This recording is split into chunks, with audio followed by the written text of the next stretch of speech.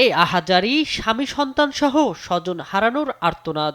মেহেরপুরের আঁকাবাঁকা মসৃণ সড়ক এখন যেন এক মরণ ফাঁদ। প্রতিদিন কোথাও না কোথাও ঝরছে তাজা প্রাণ। বিআরটি এর সবশেষ পরিসংখ্যান বলছে, গেল 12 মাসে জেলায় সড়ক দুর্ঘটনায় শিশু, কিশোর, নারী, পুরুষ ও বৃদ্ধ সহ প্রাণ হারিয়েছে কমপক্ষে ৭০ জন।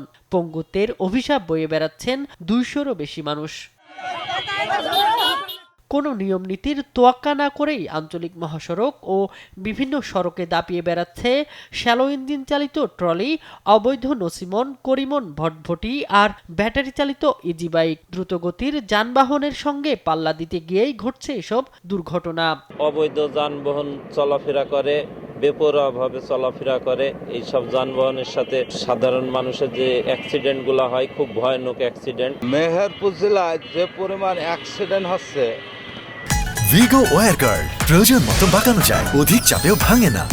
ভিগো, এরকম সারা বাংলাদেশের ভেতরে কোথাও নাই। মহাসড়কে অবৈধ যানবাহন বন্ধে দ্রুত ব্যবস্থা নেওয়ার তাগিদ দিয়েছে নাগরিক প্রতিনিধিরা।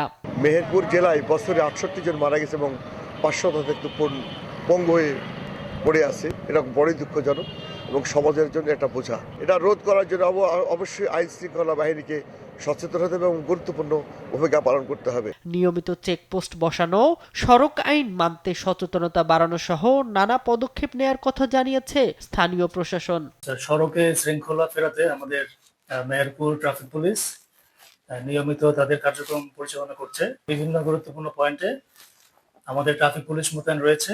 আমরা নিয়মিত বিরোধীদের অভিযান করছি, তাদের বিরুদ্ধে আইনি ব্যবস্থা নিচ্ছি।